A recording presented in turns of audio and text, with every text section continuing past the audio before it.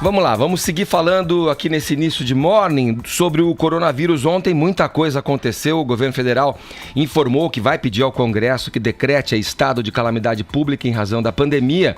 Foi confirmada a primeira morte no país pela doença e o presidente Jair Bolsonaro disse que o seu novo teste para a Covid-19 deu negativo.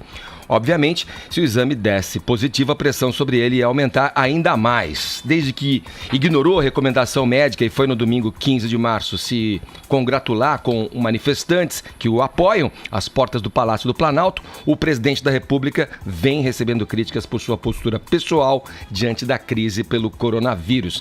Vini, vamos lá. Teve panelaço, a previsão é que tenha um outro panelaço hoje, né? Conta pra gente como é que foi. Na verdade, estava previsto este panelaço, Edgar, que começou aí a ser organizado pelas redes sociais para hoje, a partir das 8h30 da noite. Porém, o movimento acabou ganhando corpo já na noite de ontem, de maneira até espontânea, entre as 9 e 10 horas da noite. As pessoas foram fazendo aí o panelaço em algumas cidades do país, principalmente em São Paulo, no Rio de Janeiro, teve em Belo Horizonte, Porto Alegre, alguns registros em Recife, Brasília também teve o panelaço, e à medida que isso ia ganhando força nas redes sociais, as pessoas iam replicando também como uma maneira de protesto aí aos últimos atos do presidente Jair Bolsonaro, de ter participado daquela manifestação do dia 15, né, mesmo contra a orientação aí do próprio Ministério da Saúde, daquele mesmo discurso que ele tinha dito dias atrás. Então, Edgar, eu vou pedir já para o Bruno começar a rodar aí para a gente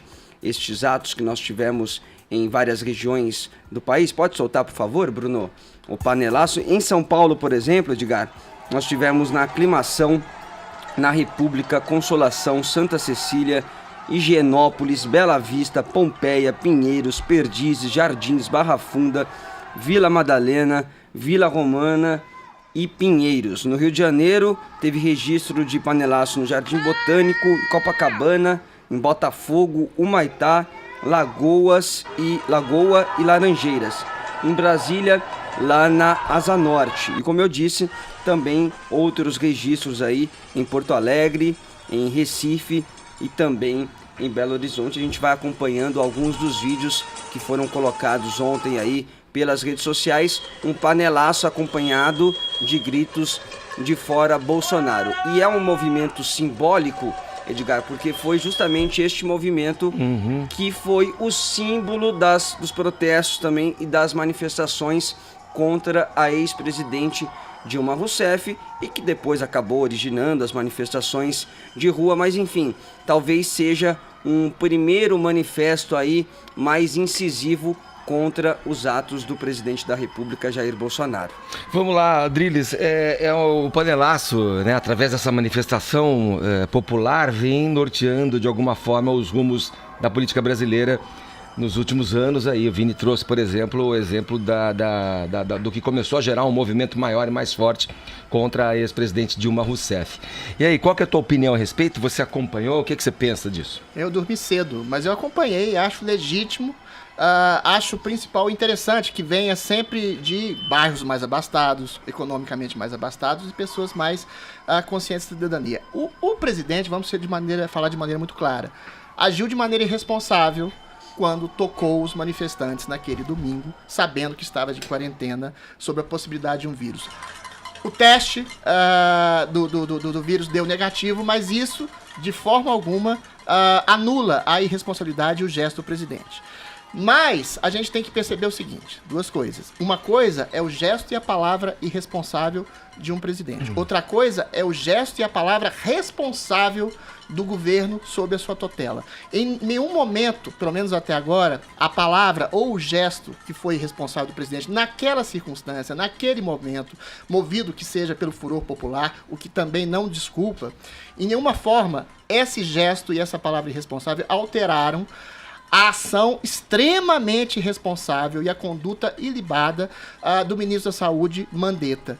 que fala, que dá todas as instruções. A gente tem agora, como vocês bem disseram, a questão da calamidade pública, que vai injetar mais dinheiro na economia, a possibilidade da ruptura do teto de gastos, porque a gente não está sob a premissa de um ideal para uma economia liberal, a gente vai ter que fazer novos leitos, a gente vai ter que injetar dinheiro na economia para salvaguardar empregos, salvaguardar trabalhos. O ministro fala o tempo todo da necessidade de um afastamento pessoal, de um isolamento, da possibilidade de home office em empresas, até do fechamento de restaurantes, bares, ou seja, de uma estrutura que possa, de alguma forma, fomentar e otimizar os danos, otimizar não, e sanar de alguma forma os danos maiores. Ou seja, existe uma ruptura entre o gesto irresponsável, circunstancialmente irresponsável do presidente e a ação responsável do governo. Hoje, pela manhã, o presidente Jair Bolsonaro, movido talvez por uma junta que deva ter educado ele melhor sobre o assunto. Eu já disse ontem que o presidente é um homem popular e precisa ver para quê. Eu acho que ele tomou consciência e falou que amanhã dará declarações,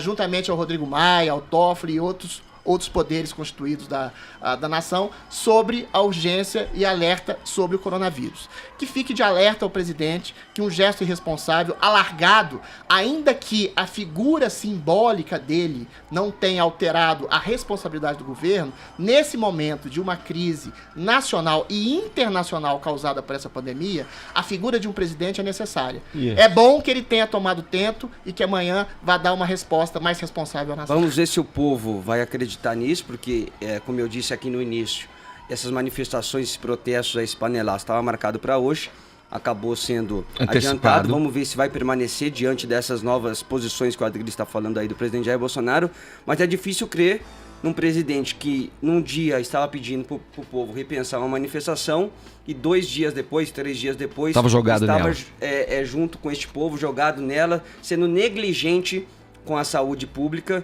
né? Então acho que esse panelaço é sintoma de um povo que, por mais que tenha votado no Bolsonaro com algum tipo de convicção, com algum tipo de esperança de que alguma coisa poderia mudar, contra aquilo que desejava ou achava ser um mal maior, esse povo ele não aguenta tudo.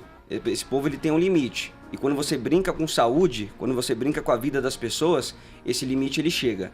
Então acho que o sintoma desse panelaço é justamente essa irresponsabilidade propagada por um presidente que até ontem estava dizendo que ia organizar festinha no sábado, mesmo diante de todo esse colapso que nós estamos vivendo. Então é hora do Bolsonaro realmente refletir, botar a mão na cabeça e tomar as medidas necessárias dessa crise que nós estamos vivendo. Ela é séria. O ministro da Saúde, o Luiz Henrique Mandetta... Ainda bem que nós temos o Mandetta na vem saúde. sendo muito elogiado. O Adriles falou dele, você citou também na tua fala ele vem sendo muito elogiado, inclusive por opositores desse governo.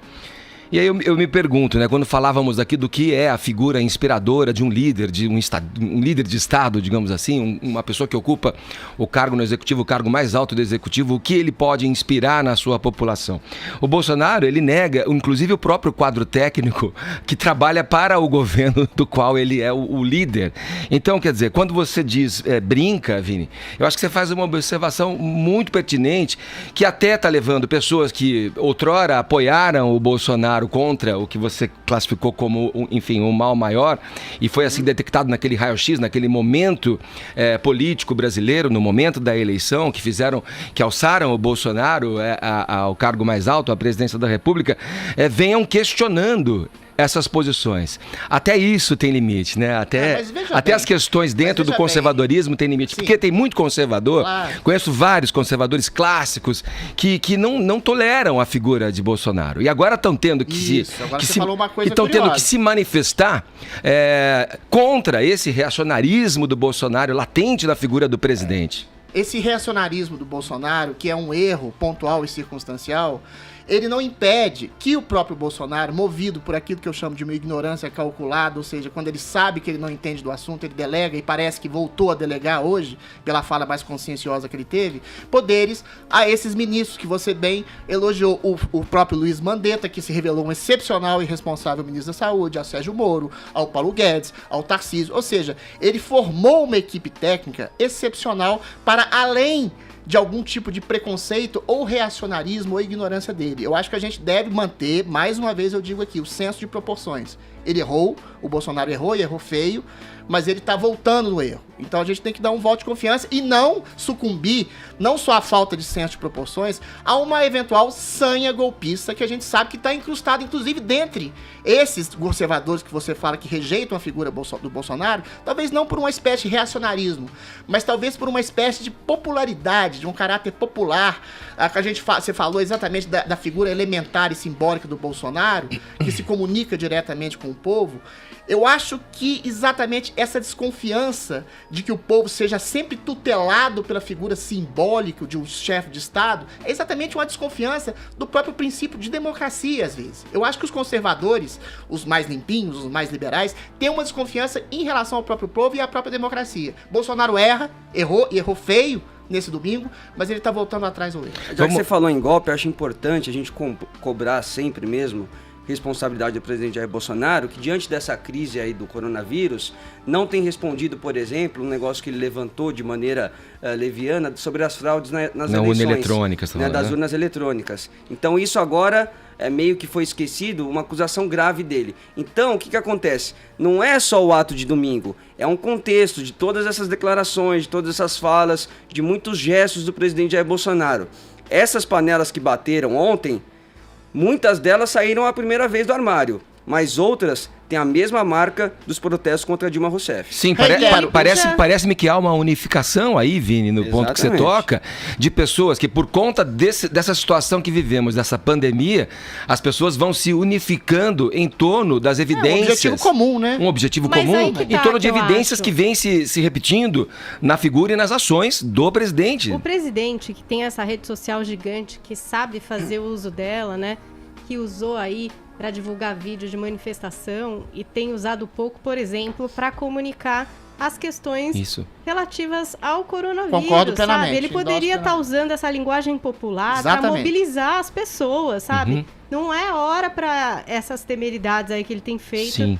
Ele tem que ser um presidente agora, porque pensa em toda essa crise que a gente vai passar, ainda panelaço, e ele cai em descrédito com toda a população. Sim. Mas um eventual impeachment também é uma maneira populista de piorar a situação, sendo que não se sustenta, de certa forma, Adriles, apesar de eu não gostar do Bolsonaro como presidente, eu acho que é uma hora de crise que exigiria a unificação e ele teria que sair desse lugar e entrar num outro canal. Resolver essa crise. Sim.